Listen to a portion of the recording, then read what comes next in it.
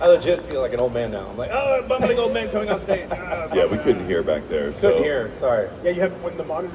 It's impossible to hear back there. I remember a long time ago we made.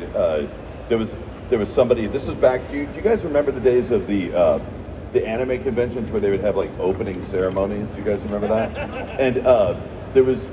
And in opening ceremonies, we were all required to go to them, and sometimes it was sort of a drag because you're like, oh my God, I just got here, I don't want to have to sit through this, but you would have to wait your turn, and you have to come up and you'd have to say how happy you were to be there, and they would call you up. And so, but there'd be a lot of us usually just talking backstage while it was happening, and there was this one time we just told one of the actors, like, they just called your name, and he ran out there and took the microphone from the MC. I was like, hey, how's it going? I don't think I was there for that one. That's funny, It was so funny because the MC was just introducing other things, but we got the actor to run up and steal the microphone from After them. about a year or two of doing that, I just started secretly skipping them. And sometimes I was the headliner, and I'm like, I'm not going to opening ceremonies.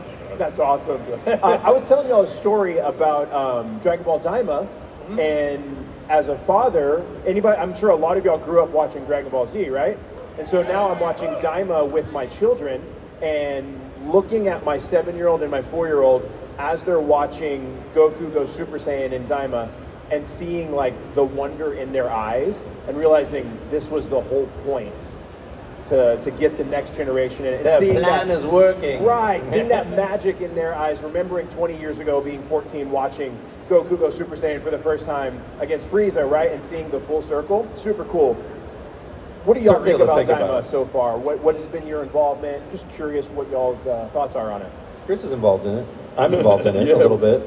Yeah, I've been tracking all of the people who are working on it now. There's some really fun people that I'm really glad that there's like a new band of actors that are getting to experience the kind of joy that we've had for all these years doing these voices. It's nice to see other actors get to kind of play in this universe too. That people that are getting an experience that so unique to us so long ago, and it's fun to see other people on it. I haven't honestly seen anything more than the first 2 episodes because I actually didn't realize there were more of them out. Sorry, I have 2 kids. I'm really busy at home, so I haven't watched enough of it yet to kind of hear everybody. But I love a lot of the people that are in it.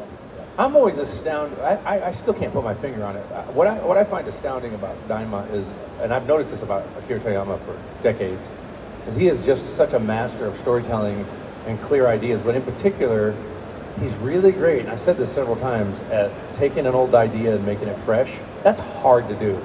I mean, Resurrection F brought back Frieza. I groaned when I heard about it. I was like, oh, come on. And then it was awesome. And then Cell, I was like, and it was awesome. And so I thought, oh, you're going to shrink Goku again? And everybody else groaned, but it's been awesome. And it's this, and I if I understand it correctly, I don't want to misspeak for him, but I understood it was like his wish and love letter to children to bring them into the Dragon Ball universe. And I think he succeeded tremendously, and I can't wait to finish up the last couple episodes where I got to do Super Saiyan 4 redesigned a bit. And so I've been practicing and getting ready and focusing on it heavily the last few days. And I spent the last year working on Sparking Zero, where I did a ton of Super Saiyan 3 and 4. But that just makes me nervous. Anytime I got to change the voice slightly, and there's a new character design, that's a real special moment. So I'm nervous and excited to go finish it, And I think this hopefully will segue us back into Super. And I talked to a father who's a friend of mine who was an 8-year-old, and he said, yeah, my son and I watched Dragon Ball Daima, and then he went and watched all of Dragon Ball Z and Dragon Ball Z Kai like immediately. And that was the goal, and I think they're succeeding. And so I'm just astounded at, and I can't put my finger on it, like how he's got such this magic touch to make these older ideas fresh and new. We're shrinking Goku again, but it's cool and it's interesting, right? So I will never understand his genius. I'm just honored to be a part of it for the last 26 years. So, and this is my 26th year on the show this month. This is the month. In 1999, you called me and I didn't know you. And you're like, hey, Sean, this is Chris Sabat, Funimation, and we're just letting you know we're doing casting right now. We finally cast the show, and you're going to be Goku. And I said, oh, man, Chris. Oh man, I really want to be Captain Ginyu. He's like, yeah, well, you're gonna be Goku. Trust me, it's the part you're really gonna like. He didn't say you're the lead. He's been trolling me since day one. He didn't say you're the lead. It's gonna be awesome. He said, trust me, you're gonna love this part. That's what he said. Then he just hung up the phone. I was like, okay. And that was it. And Well, that's how I was trying to get off the phone quickly because Sean had called every day for the last 3 weeks going like, are you guys done casting yet? Yeah. Which is like the worst thing ever Yeah, do not that do actors that. can do, but he was just really freaking It was my good. first audition too, so I didn't know the rules, you know. So since it's in Daima, are you going to call it Super Saiyan 4D? Oh, that's interesting. Yeah. Super Saiyan 4D. Yeah. That's interesting. I don't know. That's it's just, I just thought of that. Well, You were people are, welcome. you know how we were speculating about Super and whether or not Goku and Vegeta are going to be the new gods of destruction and creation. Angel and stuff like that. Well, somebody came up to me and said the new character design, which is out, so I've seen only part of it, and I'm also colorblind, but Super Saiyan 4 has red hair now, and so they're going, is this leading into the God mode energy? And they're asking me this, and I don't have an answer. I was just going over this theory with one of my best friends the other day. We're like, the hair is different now, Yeah. so like, What does how that is that mean? gonna play in? Like, where exactly is that gonna go? So who knows? It's very, very interesting. Yeah, I'm excited about it. I mean, I always think too deeply about it, so you know, I'll think about it for years, you know. Maybe the animator was also colorblind. They're like, oh shoot, you used the wrong paint. It's too late. Yeah, too late. Oh my goodness, that little interact about getting the role and him giving it to you. It's We didn't know each other. We become friends, but we were not friends at the time. He It's was just funny working at to see Funimation. the Goku and Vegeta bleed out of that kind of relationship. Well, because I was essentially being Goku, going, "Hey, we're gonna fight strong people." You know, I was excited. Yeah, you know, I was basically being that.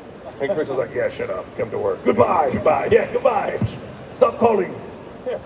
I love it. So I have something a little fun I want to do. Sure, let's do it. I'm going to do a little bit of trivia. Does anybody here know a little bit of Dragon Ball Z trivia? Put your hand up in the air. Okay.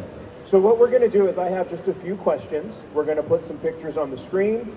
And if you think you know the answer, one person very calmly can come up to the mic and answer the question, okay? If we get a bum rush, then we're going to have to stop doing it. All right? Sound good? Thumbs up? Yeah? We can all behave? Awesome. It's good with it. Jesus is good with it. Okay, so first question. Question number 1. This is name that attack. This energy attack was used in the battle against Raditz and became one of the most famous moves in Dragon Ball Z. I know. What I'm is not gonna it? answer it. I'm not gonna answer it. Let somebody else.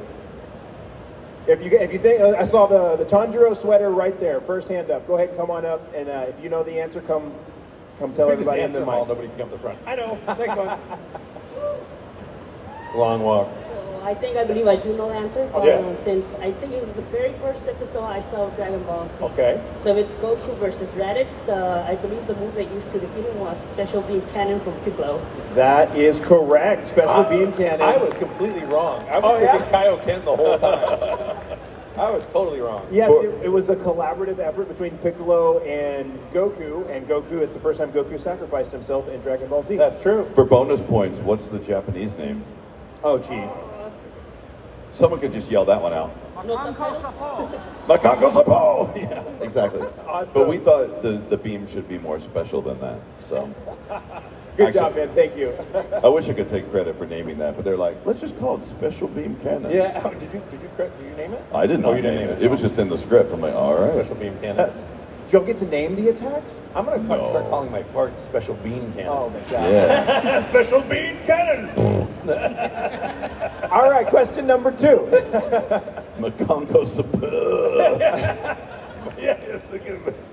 All right, who was the first Saiyan to go Super Saiyan 2? Me, wasn't it? First hand I saw right there is young man in the pink shirt. First Saiyan to go Super Saiyan 2. Who was it? I don't know. I thought it was me, but it's not. It was Gohan. That Really? is correct. Yes, Gohan in the battle against Nice. Cell. I completely forgot that. Good job, man. I totally forgot. I just think it's Goku the whole time. Oh, he's got a Batman Vegeta He's got a shirt Batman on. Vegeta. Oh, I know him. We're tight. Awesome. All right, question number 3. This one is for the true fans that know this answer. Specifically in Dragon Ball Z, how many times has Krillin died? Specifically in Dragon Ball Let's Z. ask Sunny. Hang on. Bonus points if you can tell like what the situations were. You right there, first hand I saw. Okay, so in Z specifically, Krillin has died surprisingly only twice. That is correct. The first time was against Frieza when he was using Yup. as bait to enrage Goku and incense him. Yep. which That was a led to- horny attack. Yeah. And then the second time was when he tried to fend off Super Boo at the lookout and kind of had it was a vain effort to keep everyone safe. What did Super Boo do to him He turned him into chocolate. and ate him?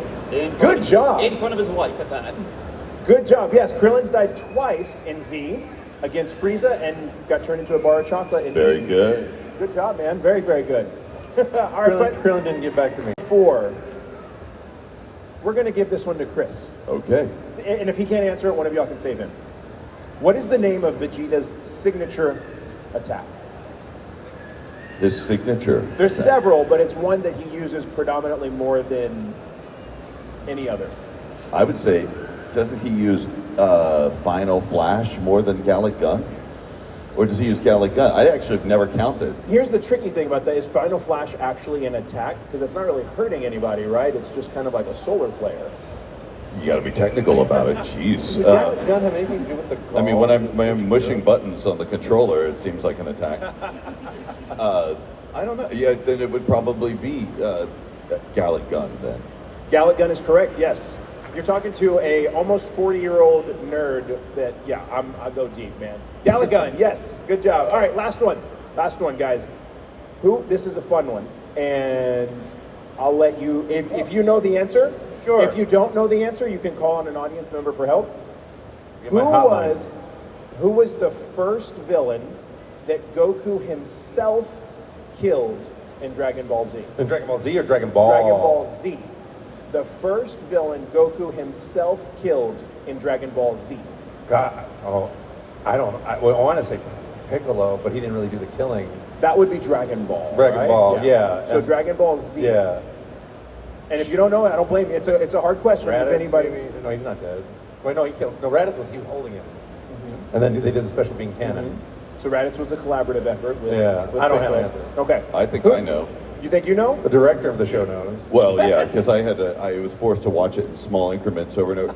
It would probably, it'd have to be Frieza, right? Like, That's correct. Yes. because Frieza was brought back to life by King Cold. Really? So when Goku left Frieza on the planet, gave him some energy, and Frieza's like, haha, I'll use it against you anyway. And he's like, you fool. I thought when Goku left that planet, Frieza was not toast and was drifting in space half alive. Frieza died because he You gets. sure Frieza died? I thought Frieza was floating in space half alive somehow. Well, because when King Cold wishes him back, he wishes him back. Oh, he to wishes him life, back. I Right? don't remember that part. So Okay. I think that's the piece when King Cold brings him back. He brings him back from the dead. And I was thinking of Trunks when he killed him, but that was after he came back all Correct. All mechanized. all and everything. mechanized. Yes. I can see what you're talking about though, because I was never sure if like Frieza's guts were just floating Right. in space, I and he wasn't just sure. picked them all up and glued them back together. Plus, I couldn't tell Frieza was an organic life form or part like advanced android at the time. At the time when I was watching the show.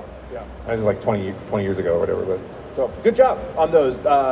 Yeah. Thank Hey you. guys, thank you so much.